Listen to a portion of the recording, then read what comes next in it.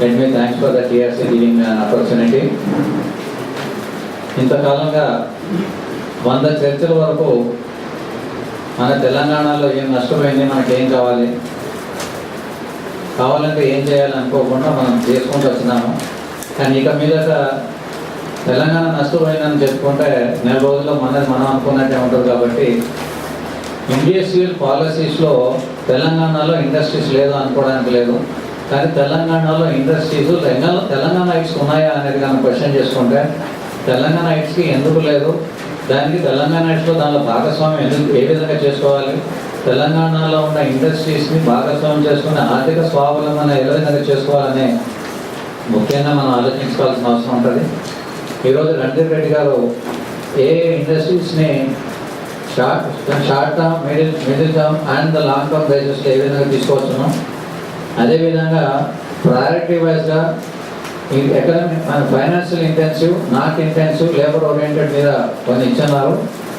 ఈరోజు ముఖ్యంగా revival of industries అనే దాన్ని చూసుకుంటే many public sector undertakings and some of the old legacy things are got sick for reasons best not too many people.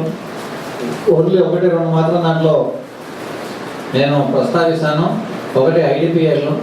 మన ఆంధ్రప్రదేశ్లో ఇండియాలోనే ఫార్మా హబ్ అనే ఆంధ్రప్రదేశ్లోని హైదరాబాద్లో మరి మొట్టమొదటి వచ్చిన ఐడిపిఎల్ ఎందుకు సిక్ అయింది అనేసి మనం ఆలోచించుకుంటే అది సిక్కు కాలేదు, సిక్ చేయబడింది అన్నట్టు తెలిసిపోతుంది. కాబట్టి దాన్ని మనము ఓరియంటేషన్కి ఆల్రెడీ మేము మా టెక్కీ తరఫున రివైవ్ చేసుకుంటే ఏకంగా 50 కోట్ల రూపాయలు దానికి మొదట్లో వెచ్చించి దాన్ని రివైవ్ చేయడానికి దాని ప్రస్తావన చేయడం జరిగింది. కాబట్టి నాది ప్రస్తావన అయింది కాబట్టి అది మళ్ళీ రివైవల్ అనుకుంటాము.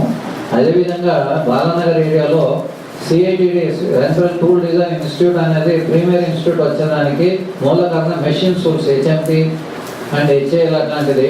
ఈరోజు 2 ఎందుకు పనిచేయడం లేదంటే again the public sector undertaking they are not allowing. కాబట్టి హైదరాబాద్లో ఎక్కడైతే ఎందుకు సిక్ ఉందో దాన్ని ఏ విధంగా రివైవ్ చేయాలో దానికి ఒక కమిషన్ మన ఆంధ్రప్రదేశ్, మన తెలంగాణ ప్రభుత్వం తరఫున నిష్పక్షపాతంగా తయారు చేసి దీన్ని రివైవ్ చేయాల్సిన బాధ్యత. ఎందుకంటే ఇన్ఫ్రాస్ట్రక్చర్ ఇప్పుడున్న సిక్ యూనిట్లో ఇన్ఫ్రాస్ట్రక్చర్ వెరీ వాల్యుబుల్ ఇన్ఫ్రాస్ట్రక్చర్ ఉంది. ఫర్ ఎగ్జాంపుల్ ఓల్టస్ హల్వీన్ ఉంది, అది మనకి హౌసింగ్ బోర్డుగా కన్వర్ట్ అయిపోయింది. అట్లాంటి ఇంకా కాకుండా మిగతా ఏ విధంగా చేసుకోవచ్చు అనేది మనం ఆలోచించాల్సిన అవసరం ఉంది. For example Nizam sugar factory అదేమో సిక్ అంటున్నారు, అక్కడ జహీరాబాద్ కలుపుకొని దాని పక్కన ఉన్న గాయత్రి షుగర్ ఫ్యాక్టరీ మాత్రం they are working very well. దీంట్లో మన ప్రభుత్వం యొక్క పాత్ర చాలా బాగుంటుంది కాబట్టి దాన్ని మనం ఆలోచించాల్సిన వస్తుంది. అది కాకుండా ఈ ఇండస్ట్రీలో ఏ విధంగా చేసుకున్నా అనేదానికంటే ఒక ఇండస్ట్రీ చేయాలన్నప్పుడు వాళ్ళకి అనుకూలమైన వాతావరణము కల్పించాల్సిన బాధ్యత మన ప్రభుత్వాల మీద ఉంటుంది. కాబట్టి ఆ విషయంలో కానీ మనం చర్చించుకుంటే ముఖ్యంగా నేను ఒక 10 పాయింట్స్ వాళ్ళ విశదీకరించాలనుకున్నాను. మొట్టమొదటిసారిగా best infrastructure, friendly government,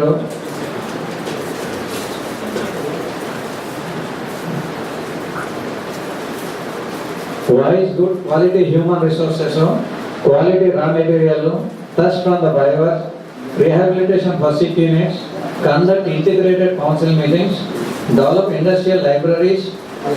State should establish the suggestion and grievance cell, employment guidance cell for employees and entrepreneurs. ఈ హెడ్లో కానీ మనం ఒక 10లో పాలసీ మ్యాటర్లు కానీ మనం తీసుకుంటే 100% we can able to win the confidence అనేది ఐ స్ట్రాంగ్లీ బిలీవ్. దాంట్లో ఏమంటే best infrastructure any industry. For example ఈరోజు మనకి ఆటోమొబైల్కి ఒక హబ్ రావాలన్నప్పుడు 15,000 ఎకరాలు కావాలి, బెస్ట్ వాటర్ రిసోర్సెస్ కావాలి, రోడ్ అండ్ రైల్ కనెక్టివిటీ ఉండాలి, ఎయిర్పోర్ట్ కనెక్టివిటీ ఉండాలి అని ఏ విధంగా అంటున్నారు. ప్రతి ఇండస్ట్రీస్కి కానీ కమ్యూనికేషన్ పవర్ అనేది చాలా ఇంపార్టెంట్. కాబట్టి ప్రభుత్వం ఉన్న దాంట్లో ఎవరైనా ముందుకు వచ్చినప్పుడు వాళ్ళకి ఈ సదుపాయాలు ఇవ్వాల్సిన బాధ్యత ఉంటుంది. కాబట్టి now the industrial policy should first concentrate on the infrastructure. ఈరోజు ప్రతి డిస్ట్రిక్ట్లో 10 డిస్ట్రిక్ట్లో కూడా ఇండస్ట్రియల్ ఏపీఐసి ఒక యూనిట్స్ ఉన్నాయి, కానీ దాంట్లో 90% వరకు సిక్ యూనిట్స్ ఉన్నాయి. కాబట్టి కేవలం ల్యాండ్ గ్రాప్ చేసుకోవడానికి పెట్టినట్టు కనబడుతుంది, కానీ దానిలో మ్యానుఫ్యాక్చరింగ్ చేసుకొని తద్వారా మనకి ఎంప్లాయ్మెంట్ క్రియేట్ చేసి దాని ద్వారా వాళ్ళకి లబ్ధి పొందాలనేసి మనకేం కనబడటం లేదు. కాబట్టి దాన్ని ఏ కోణంలో దృక్పథంగా ఆలోచించాల్సిన అవసరం ప్రభుత్వం పైన, అదేవిధంగా ఎంప్లాయర్ పైన ఉంటుంది. ముఖ్యంగా అది ప్రభుత్వం మీదనే ఉంటుంది కాబట్టి ప్రభుత్వం చొరవ తీసుకొని కొన్ని వివిధ విషయాల్ని కూలంకషంగా ఆలోచించాల్సిన అవసరం ఉందని భావిస్తున్నాను. దానికే friendly government should be very friendly. ఈరోజు ఇండస్ట్రియల్ ఎస్టేట్ కావాలంటే ఈరోజు ఫర్ ఎగ్జాంపుల్ పటాన్చెరువుకి రోడ్డుకి లెఫ్ట్ అండ్ రైట్లో తీసుకున్నప్పుడు లెఫ్ట్లో మొత్తం బిహెచ్ఎల్ యాన్సిలరీ అయిపోయింది. బిహెచ్ఎల్ యాన్సిలరీ అయినప్పుడు బిహెచ్ఎల్లో ఎవరైతే పనిచేస్తున్నారో వాళ్ళ సంబంధికులు యాన్సిలరీ అయినప్పుడు నేను గ్యారంటీగా మీకు ఇస్తాను, డబ్బులు మీకు ఇస్తాను, మీకు యాన్సిలరీ యూనిట్ ఇస్తాను అన్నప్పుడు ఒక వర్గం అక్కడికి రావడం జరిగింది. అదేవిధంగా రైట్ సైడ్లో తీసుకున్నప్పుడు ఇంకొక వర్గం ఇండస్ట్రీగా వర్క్ వచ్చింది. అది మన ఇండియా మొత్తం నలుమూల నుంచి వచ్చిన ఇండస్ట్రీలతో వచ్చినారు కాబట్టి ఒకే దగ్గర నుంచి వచ్చినారని భావించకుండా మన తెలంగాణలో ఉన్న ప్రతి పౌరుడు, ప్రతి ఒక్క విద్యావేత్త, ప్రతి ఒక్క ఆదర్శవంతమైన ఎంటర్ప్రీనర్స్ ముందుకు రావాలంటే దాని యొక్క విధానాలు విషయాల్ని ప్రభుత్వం ఫస్ట్ అని అందరికీ చెప్పే బాధ్యత వాళ్ళ మీద ఉంటుంది. కాబట్టి దాన్ని ఫ్రెండ్లీ గవర్నమెంట్గా నేను ట్రీట్ చేసుకుంటే strong urge to involve the industries to come in to the state. First అనేది ఈరోజు ఇండస్ట్రియల్ మేళాస్ పెడుతున్నారు కాబట్టి 1,00,000 కోట్లు 2,00,000 కోట్లు ఒక స్టేట్ గవర్నమెంట్ ఇన్వైట్ చేస్తుంది. దానికి కావాల్సిన పరికర విధాలుగా ఏది కావాలంటే అది మేము ఇస్తామంటే ప్లీజ్ హ్యాండ్లీ కమ్మన్నట్టుగానే అర్జ్ అనేది మన స్టేట్ గవర్నమెంట్ పాలసీస్లోనే ప్రస్ఫుటంగా కనబడాల్సిన అవసరం ఉంది. అదేవిధంగా assured and friendly approach to newly coming up industrialist. ఏ విధంగా అయితే ఇండస్ట్రీలు ముందుకు వచ్చినప్పుడు వాటిని ప్రతి విభాగానికి ప్రతి ఇండస్ట్రీకి తిప్పి వాటికి కాదనేసి 2 సంవత్సరాలు రిటర్న్ కాకుండా we want to create the friendly industries వాటిని క్రియేట్ చేయాలి. దానికి ముఖ్యంగా government has to form the single window time-bound clearance assurance by creating authority within all representative of the different authorities required to clear the files establish the industry. ఇది ముఖ్యంగా మన తెలంగాణ ప్రభుత్వం తీసుకోవాల్సిన ప్రాథమిక బాధ్యత నేను భావిస్తున్నాను.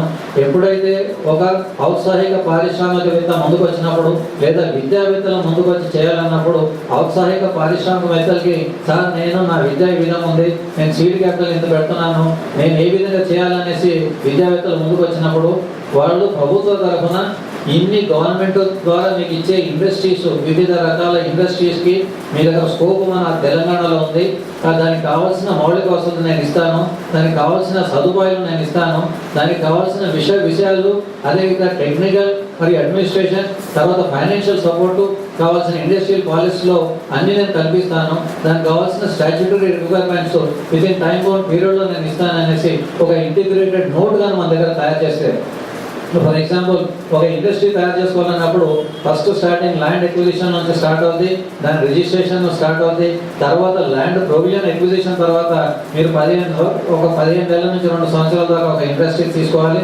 ఆ ఇండస్ట్రీ తర్వాత ఆలోచిస్తారు నేను ఏమి ఇండస్ట్రీ పెట్టాలి, ఆ ఇండస్ట్రీ పెట్టాలంటే ప్లాన్ ఎంత, దానికి కావాల్సిన పవర్ ఎంత, ఆ పవర్ దాని మీద షట్ డౌన్ పవర్ దాని మీద ట్రాన్స్ఫార్మర్ ఉందా లేదా, అట్లాంటివన్నీ కాకుండా అదేవిధంగా ఈ ఇండస్ట్రీ పొల్యూషన్ కంట్రోల్ ఉంటుందా, ఈ పొల్యూషన్ కంట్రోల్ లేదా, ఎవరు క్లియరెన్స్ చేయాలి, దానికి కావాల్సిన పెట్టుబడి ఎంత, నేను మూలధనాన్ని 20% ఇస్తే ఇంకో 20% సబ్సిడీ వచ్చే ఛాన్స్ ఉందా, ఆ 20% సబ్సిడీ ఎవరిని అడగాలి. అట్లా కాకుండా గవర్నమెంట్ వారు ఒకే ఒక సింగిల్ యూనిట్లో ఒకే ఒక ఆఫీస్లో నేను ఇది పెట్టదలుచుకున్నాను కాబట్టి నాకు ఈ విధంగా ఇవ్వండి, నా మూలధనాన్ని ఇంత పెట్టుకుంటాను అని చెప్పినప్పుడు దానికి కావాల్సిన ఫస్ట్ గైడెన్స్ ఇచ్చేసి నేను మీ డబ్బులు కానీ మీరు తయారు చేసుకుంటే మీకున్న కొలెటరల్ సెక్యూరిటీ నేను తయారు చేసుకుంటే ఇండస్ట్రీ నా దగ్గర అవైలబిలిటీ ఉంది అనేసి కానీ మనం చెప్తే ఈరోజు ఎడ్యుకేషన్ ఫేర్స్ వస్తున్నాయి, అదేవిధంగా ఇన్ఫ్రాస్ట్రక్చర్ ఫేర్స్ వస్తున్నాయి, ఫర్నిచర్ ఫేర్స్ కూడా వస్తున్నాయి, కానీ ఇండస్ట్రియల్ ఫేర్లో గవర్నమెంట్ వాళ్ళు పిలిచి నేను ఇది చేస్తాననేసి దంకాబాజీ పేపర్ విధంగా రావటం లేదు. కాబట్టి అది వచ్చినప్పుడు అందరూ ఔత్సాహికులు మనం ఏమన్నంటే ఈ తెలంగాణలో ఎవరైతే పుట్టి పెరిగినాక ప్రపంచం మొత్తంలో వివిధ కోణాల్లో వివిధ మూలల్లో జనాలు ఉన్నారు మన దగ్గర నుంచి.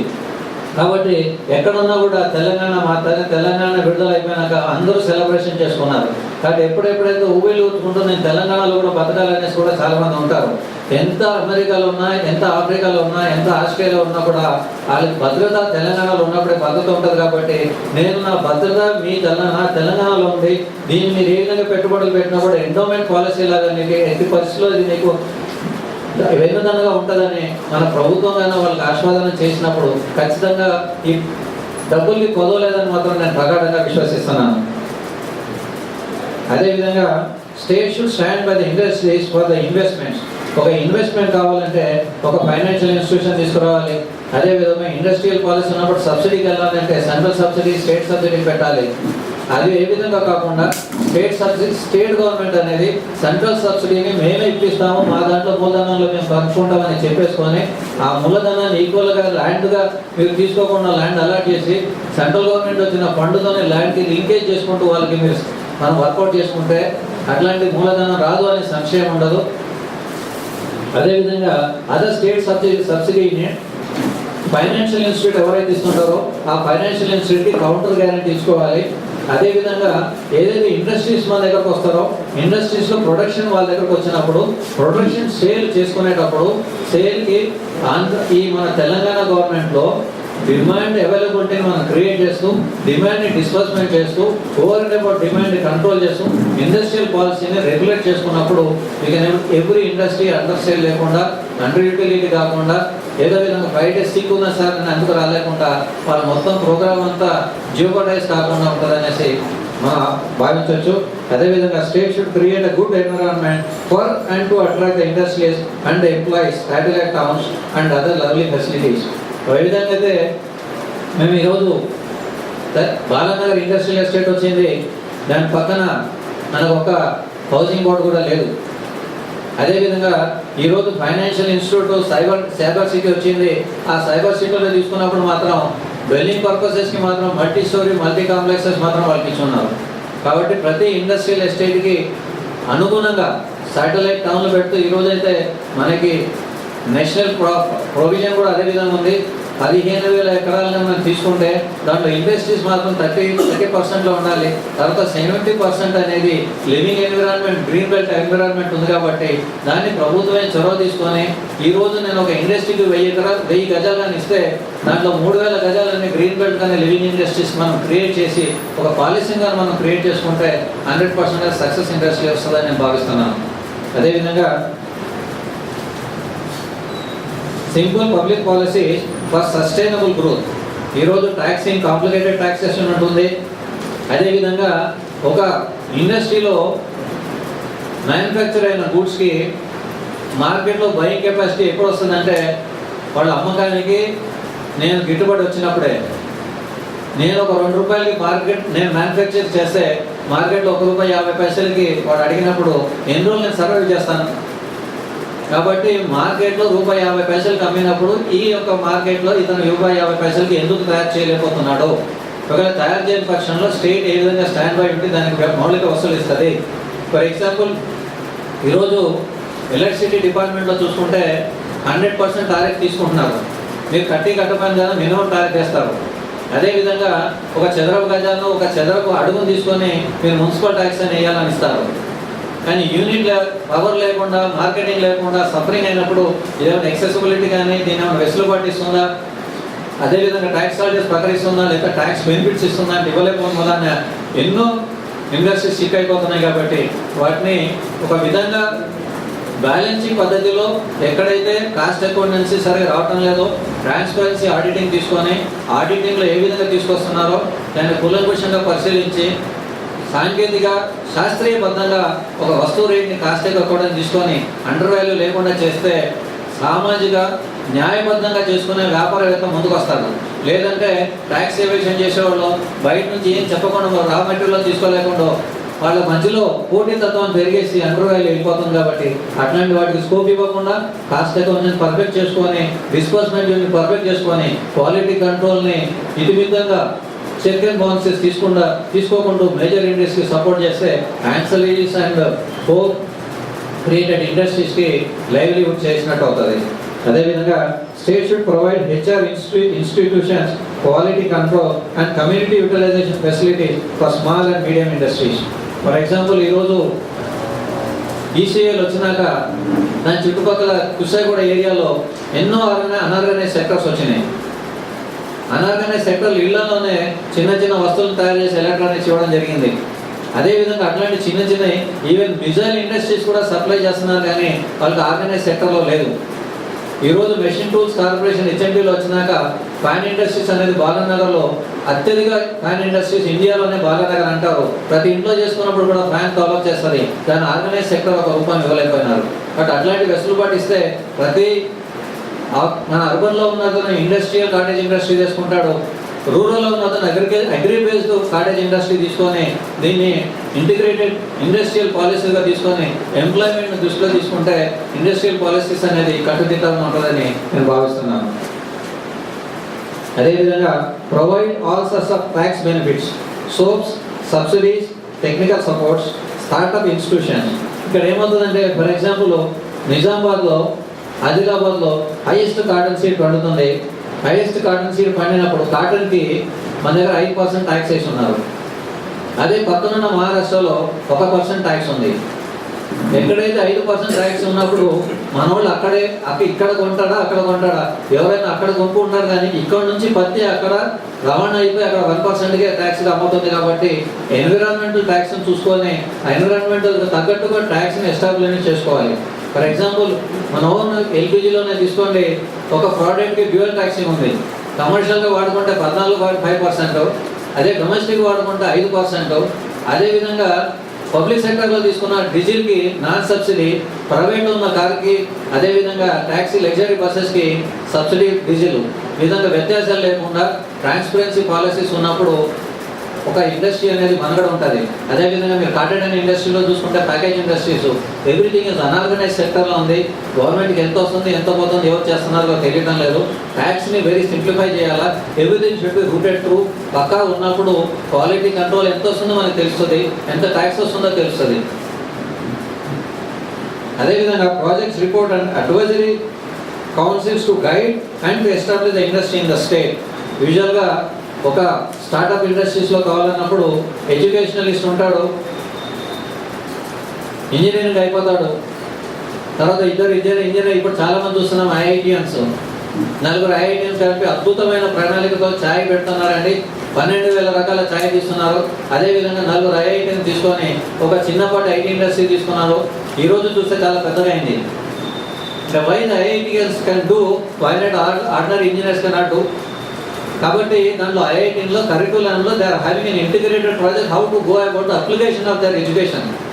ఇక్కడికి వచ్చేసరికి ఇంజనీరింగ్ దాంట్లో 4th సెమిస్టర్ 5th సెమిస్టర్లో మనం ఒక ప్రాజెక్ట్ రిపోర్ట్ చేయమంటే బయటకు వచ్చి ప్రాజెక్ట్ రిపోర్ట్ చేసి పెట్టడానికి 5,000 తీసుకొని ప్రాజెక్ట్ ఇస్తున్నారు.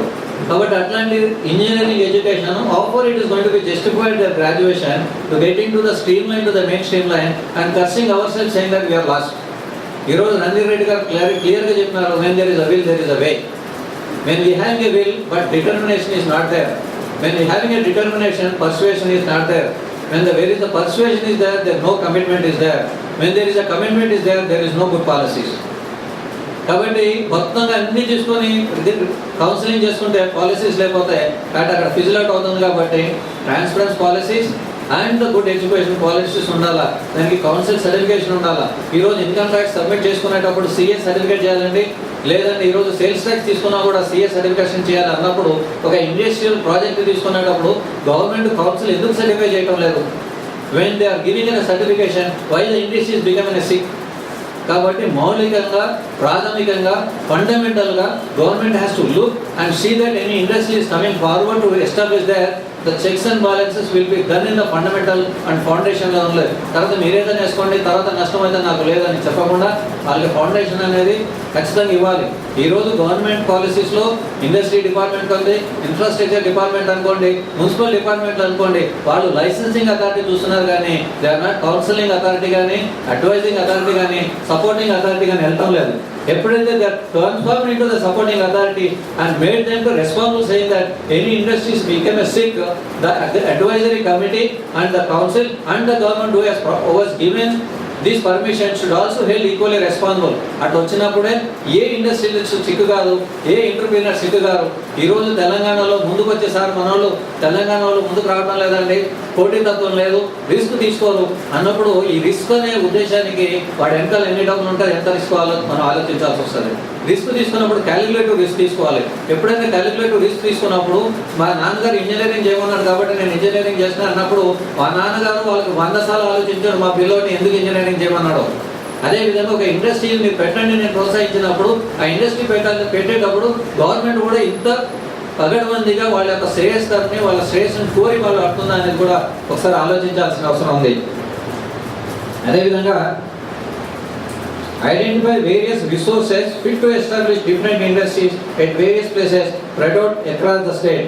ఈక్విటబుల్ డిస్ట్రిబ్యూషన్ అనేది వెరీ ఇంపార్టెంట్. ఈరోజు ఆంధ్రప్రదేశ్ మొత్తంలో ఎక్స్ట్రోల్ ఆంధ్రప్రదేశ్ తీసుకుంటే సార్ మేమంతా మా చెమటోడ్చి మేము తెలంగాణలో డబ్బులు పెట్టినామంటున్నారు. అంటే చెమటోడ్చి తెలంగాణ డబ్బులు ఎందుకు పెట్టినారండి? 23 జిల్లాల్లో డబ్బులు పెడతాంటే ఎవరైనా వద్దన్నారా? అనలేదే. అంటే పాలసీస్లో తప్పుందా, లేదా పెట్టే విధానంలో తప్పుందా, లేదా వాంటెడ్ దే వాంట్ టు అనేది పక్కన పెడితే ఈరోజు తప్పిదాన్ని ఇంకోసారి రిపీట్ కాకుండా 10 జిల్లాల్లో 443 మంది మండలాల్లో రిసోర్సెస్ ఏమున్నాయి, రీస్ట్రక్చర్ రెవెన్యూస్ ఏమున్నాయి, హ్యూమన్ రిసోర్సెస్ ఎంతవరకు తీసుకోవచ్చు, కమ్యూనికేషన్ ఏ విధంగా ఉంది, వాటర్ రిసోర్సెస్ ఎంత ఉంది, ఎలక్ట్రికల్ ఎంతవరకు ఇస్తామో, పొల్యూషన్ కంట్రోల్ ఏ విధంగా చేయొచ్చు అన్నీ ఆలోచించుకొని వాళ్ళకి రేంజ్ ఆఫ్ ప్రోడక్ట్స్. ఈరోజు చూడండి మన ఈ రూమ్లోనే కూర్చున్నాము, light industries, fire industries, petroleum industries, ఈ granite industries, everything small scale only. We are thinking very big industries లేకపోతే మేము బతకలేమని కాదండి. Everything small scale industry. ఈరోజు ఏషియన్ పెయింట్ అనేది పెద్ద ఇండస్ట్రీ అవుతుంది. బాలనగర్లో ఇట్లాంటి 10 పెయింట్ ఇండస్ట్రీస్ ఉన్నాయి. Why we are not giving support for them to come out. కాబట్టి 100%గా స్మాల్ మీడియం స్కేల్ ఇండస్ట్రీస్ని గవర్నమెంట్ వెన్నుదాన్ని ఉంటే 100% we can able to make a success. ఈరోజు చూడండి, పునాది తోవాలంటే పాలమూరు కావాలి, ఇటుకలు కట్టాలంటే మాత్రం ఆంధ్ర కావాలి. పాలమూరు వాడికి కాకతీయులు లాంటి మన దగ్గర ఉన్నప్పుడు కష్టజీవి అనేది మన మీద ముద్ర ఉంది కాబట్టి కష్టానికి వెనకలు కేవలం వాడికి నానుడి వాడికి చేసే విధానము చెప్పే విధానం చేయండి. పలుగుకి ఎంత పలుగుని ఏ విధంగా కొట్టినా కూడా మట్టి రాలదు. దాన్ని స్మూతనింగ్ చేసి షార్ప్ని ఒకసారిగా వాడికి నూలిగానే సన్నా చేసినప్పుడు ఇమీడియట్గా ఎంతైనా మనం పగలగొట్టవచ్చు. కాబట్టి మన దగ్గర మేధోవంతంలో ఎన్ని ఇచ్చినా కూడా గవర్నమెంట్ అనే దానికి షార్పన్ చేసినప్పుడే మట్టిలోనే తీసి బంగారం తీస్తారని మనం ప్రగాఢంగా విశ్వసిస్తూ ఈ ప్రభుత్వాన్ని మనం అడగాల్సింది ఏమంటే kindly provide require environment and assurance for the people benefit being your in welfare state. మన వెల్ఫేర్ స్టేట్ కాబట్టి ఇది ఫ్యామిలీగా గుర్తించి ఫ్యామిలీ పెద్దగా అతను చెప్పాల్సిన బాధ్యత అవి మీద ఉంది. అదేవిధంగా encourages the ancillaries to attach the major industries with assured qualities, ensure fair financial practices. ఇది వెరీ ఇంపార్టెంట్ అండి. ఫర్ ఎగ్జాంపుల్ ఇప్పుడు జహీరాబాద్ ఇండస్ట్రీస్లో ఆటోమోటివ్ బిగ్ ఇండస్ట్రీస్ ఉన్నాయి. ఆ ఇండస్ట్రీస్ వచ్చినప్పుడు వాళ్ళకి కావాల్సిన యాన్సిలరీ ఇండస్ట్రీస్కి వచ్చిన నట్టు బోర్డ్స్ అవన్నీ వైదేవా గెటింగ్ ఫ్రమ్ ద బరోడా కానీ పూనా నుంచి ఎందుకు తీసుకురావాల్సి వస్తుంది? అక్కడ కమిటెడ్ ఈ ట్రాన్స్పోర్టేషన్ అయినా కూడా వాళ్ళు ఎక్కడి నుంచి ఎందుకు కొనుక్కోవటం లేదు అంటే వాళ్ళకి భాష లేదా ప్రాంతీయతత్వం ఉందా, లేదా క్వాలిటీ ఉందా, లేదా రేట్ తక్కువ వస్తుందా అని ఆలోచించాల్సిన అవసరం మన మీద ఉంది. కాబట్టి ఎవరైతే యాన్సిలరీ యూనిట్స్ పెట్టుకుంటారో యాన్సిలరీ యూనిట్కి క్వాలిటీ కంట్రోల్ యూనిట్ కానీ లాబొరేటరీ కానీ ఒక చిన్న యాన్సిలరీ యూనిట్ పెట్టలేడు. కాబట్టి వాడికి కమ్యూనిటీ కంట్రోల్ స్టేషన్స్, అదేవిధంగా కంట్రోల్ లాబొరేటరీస్ గవర్నమెంట్ ప్రతి ఇండస్ట్రీస్ నియర్ బై ఇండస్ట్రీస్లో పెట్టి యాక్సెసిబిలిటీ ఇచ్చి క్వాలిటీ కంట్రోల్ చెప్పి చెక్స్ అండ్ క్లియరెన్సెస్ ఇచ్చి ఇటువంటికి అట్మోస్ట్ కేర్ వాళ్ళకి తీసుకుంటే 100% we can able to make the best ancillary unit for the major industries. అదేవిధంగా to encourage conduct industrial mela for new entrepreneurs across the globe. Telangana అనేది ఈరోజు ముఖ్యంగా 6 నెలలు మొత్తం మంచులో కూరుకుపోయి కేవలం 3 నెలలు మాత్రమే సూర్యుని చూసే స్విట్జర్లాండ్ ఈరోజు ప్రపంచానికి పెద్ద పెద్ద ఇండస్ట్రీస్ని ఇస్తుంది. అదేవిధంగా 11 నెలలు ఎండలోనే మగ్గుతున్న ఇజ్రాయెల్ కూడా ఇజ్రాయెల్ టెక్నాలజీ ఇండియాకి ఇస్తుంది. కానీ 2 సమతుల్యంగా ఉండేసి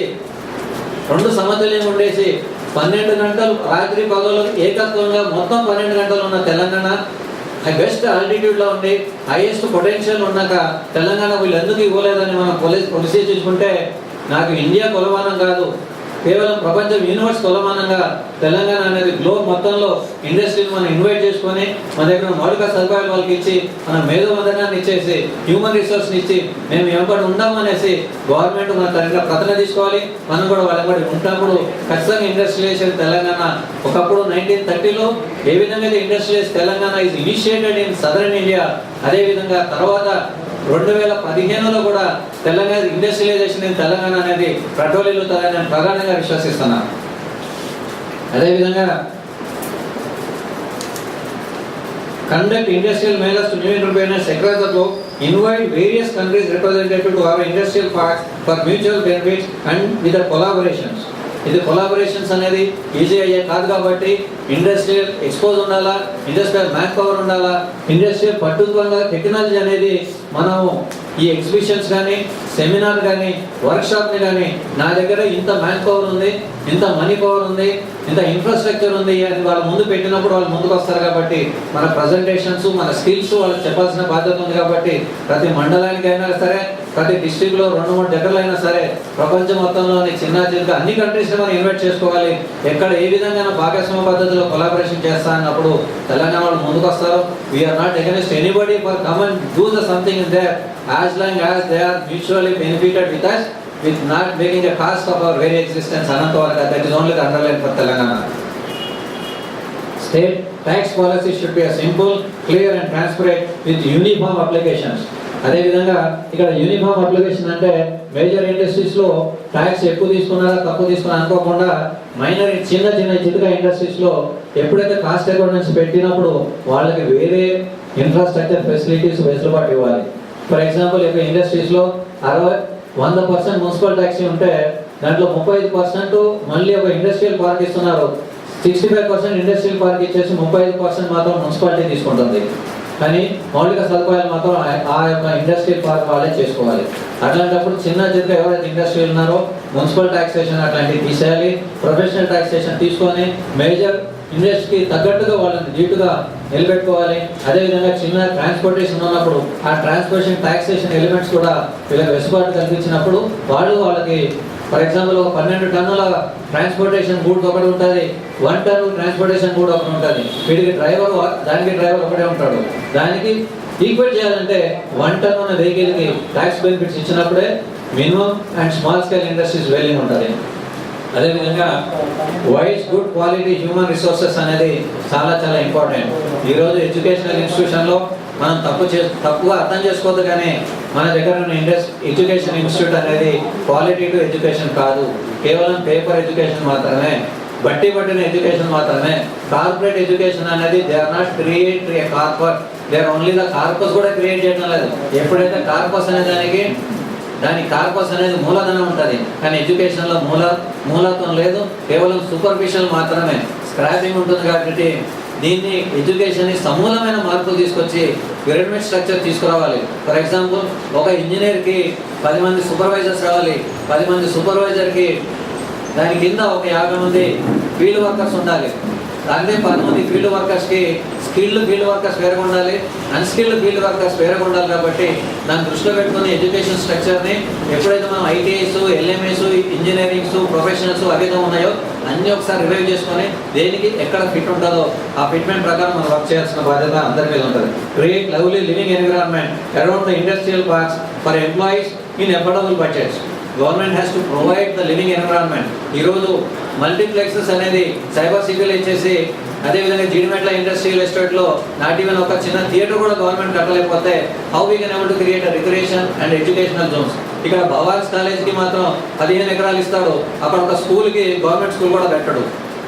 కాబట్టి ఎక్కడైతే ఇండస్ట్రియల్ వర్కర్స్ ఉంటారో, ఎంప్లాయీస్ ఉంటారో వాళ్ళకి స్మాల్ బడ్జెట్లో government has to come and given all the recreation other facilities to see that they can live in the same property so that communication తగ్గుంటుంది, మెంటల్ ఎబిలిటీ పెరుగుతుంది, అదేవిధంగా ఎనర్జీ అనేది saving అవుతుంది. అదేవిధంగా సార్ నెక్స్ట్ వచ్చేసరికి quality raw material and government has to give a quality raw material with stringent actions and trust from the buyer. And any manufacture వెళ్ళినప్పుడు ఈరోజు ISO standard అని అడుగుతున్నాడు. ఐఎస్ఏ స్టాండర్డ్ వచ్చేసరికి 55 నుంచి 80% ఐఎస్ఏ స్టాండర్డ్ ఇస్తున్నాడు. ISO standard ఇచ్చినప్పుడు ISO క్వాలిటీకి ఇస్తుందా, ఇన్ఫ్రాస్ట్రక్చర్ ఇస్తుందా, ఎన్విరాన్మెంట్కి ఇస్తుందా ఎవరికి తెలియదు. ఐఎస్ఓ అనే దానికి ప్రాణిమానిక ఎందుకు కూడా తెలియటం లేదు. మీరు చేసుకునే పాలసీస్ కరెక్ట్ ఉన్నాయంటారు, కానీ ద క్వాలిటీ అష్యూరెన్స్ ఎక్కడ ఇవ్వటం లేదు. కాబట్టి Telangana government has to look in to it. What is the quality? నాకేంటంటే నా డబ్బుకి తగ్గ వస్తువు ఇస్తున్నారా లేదా, లేదా getting a warranty quality product against the money which was paid, దానికి వారంటీడ్ అనే దానికి ఈ పాలసీస్ అనేది చాలా పగడబందీగా ఉండాల్సిన బాధ్యత ఉంది. అదేవిధంగా rehabilitation of sick units sick units ఎక్కడ ఉన్నారో ఆ సిక్ యూనిట్స్ పక్కన యాన్సిలరీ యూనిట్స్ ఎన్ని పోయినాయో యాన్సిలరీ యూనిట్స్ వద్ద ఎంతమంది అనాథలు అయిపోయిన. ఫర్ ఎగ్జాంపుల్ డిబిఆర్ మిల్లో ఎంతోమంది సూసైడ్స్ ఉన్నారు ఆ రోజు డబ్బు లేక 30 సంవత్సరాలు వెళ్ళిపోయినాక. అట్లాంటి ఎంతోమంది ఫ్యామిలీస్ చూసుకొని only revival of sick unit కాదు, ఆ సిక్ యూనిట్ అవ్వడానికి కారణాలు ఇచ్చిన ఫ్యామిలీస్ ఏ విధంగా ఉన్నా కూడా వాళ్ళందరినీ కూడా మరి ఒక్కసారి రీహాబిలిటేషన్ బాధ్యత గవర్నమెంట్ స్వీకరించాలి. అదేవిధంగా conduct integrated council meetings for industrial redress with financial and other like institution which make the industrials unrest. ఈరోజు చూడండి, మన ఈరోజు ఫార్మర్కి ఇమీడియట్గా లోన్స్ అనే వేవ్ చేస్తా అన్నారు.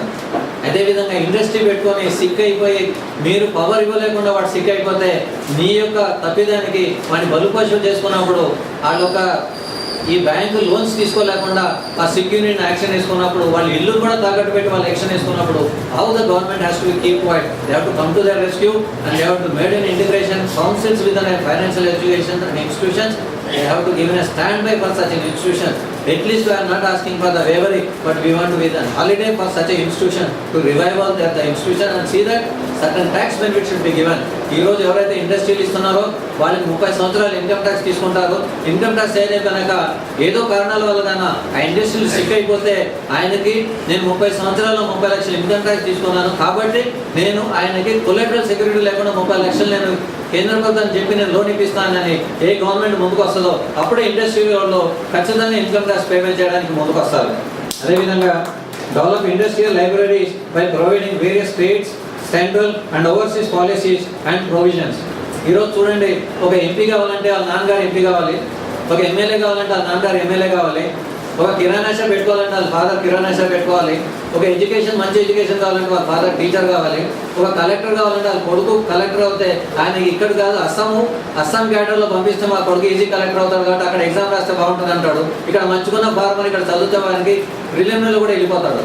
కాబట్టి అట్లాంటి పాలసీస్ని 100% లైబ్రరీస్ కానీ క్వాలిటీ కన్వర్సేషన్ కానీ అన్నీ అందుబాటులో గవర్నమెంట్ అనేది యంగ్ ఎంటర్ప్రీనర్స్కి ఎనర్జెటిక్ ఎంటర్ప్రీనర్స్కి మనం పెట్టాల్సిన బాధ్యత మన మీద ఉంటుంది. అదేవిధంగా state should establish the suggestion and grievance forum with apex authorities to attend the issues and implement the suggestions. ఈరోజు రైట్ టు ఇన్ఫర్మేషన్ యాక్ట్ ఉంది, రైట్ టు ఎడ్యుకేషన్ యాక్ట్ ఉంది, రైట్ టు లివింగ్ యాక్ట్ ఉంది. కానీ అదే right for industrialist realistic but was nobody is looking after them. అట్లాంటప్పుడు apex body ఉండేసి వాళ్ళు reduce చేయాల్సిన బాధ్యత ఉంటుంది. కాబట్టి some statutory authority should be there, should be heard very clearly. ఈరోజు పొల్యూషన్ కంట్రోల్ బోర్డు మీరు ఇన్ని రోజులు వచ్చినాక డెబ్రీస్ ఎఫ్లూయెన్స్ క్రియేట్ చేయకుండా ఇమీడియట్ వచ్చేసి సార్ మీకు పొగ బయటకు వెళ్ళిపోతుందండి మీరు ఇమీడియట్గా క్లోజ్ చేయండి అంటాడు. మరి 30 సంవత్సరాల నుంచి why the pollution control board is not navigated, guided and given a opportunity for them to systematic disposal of the debris రాకుండా తాళం మాత్రం వేస్తారు. ఈరోజు పట్టణ చెరువులో 4000 ఎకరాల్లో పంట పొలాల్లో ఉన్న ఏ నీరు కూడా తాగడానికి పనికిరాదు. ఎప్పుడైతే నీరు తాగడానికి పనికిరాదో అది వ్యవసాయానికి పనికొస్తుందా? బట్ వ్యవసాయానికి పనికొచ్చిన ఆహార ధాన్యాలని మనము అది భోంచేసినప్పుడు అది మన క్యాన్సర్ వస్తుందని మనం చెప్తే దాన్ని ఇండస్ట్రియలిస్ట్ని తప్పు పట్టాలా, లేదా పొల్యూషన్ కంట్రోల్ బోర్డుని తప్పు పట్టాలా, గవర్నమెంట్ ఇట్లాంటి విధి విధానాలు చేసినట్టు గవర్నమెంట్ తప్పు పట్టాలా అనేది మనం తులక్షంగా ఆలోచించాల్సిన అవసరం ఉంది. అదేవిధంగా employment guidance cells and employees and entrepreneurs. అటు గైడెన్స్ సెల్ అనేది ముందు ఎంప్లాయ్మెంట్ ఎక్స్చేంజ్ ఉండేది. సార్ నేను ఎడ్యుకేషన్గా అయిపోగానే గ్రాడ్యుయేట్ అవ్వగానే ఎంప్లాయ్మెంట్ పడేస్తే వాడు అన్ని ఇండస్ట్రీల నుంచి ఎవరెవరైతే కావాలనుకుంటే ఒక ఎంప్లాయ్మెంట్ ఇచ్చి ఇక్కడికి వెళ్ళు అనేవాళ్ళు. ఇప్పుడు అట్లాంటిది ఉందా? ఒక ఎంటర్ప్రీనర్ కావాలంటే తెలియదు, ఒక ఎంప్లాయ్మెంట్ కావాలంటే తెలియదు.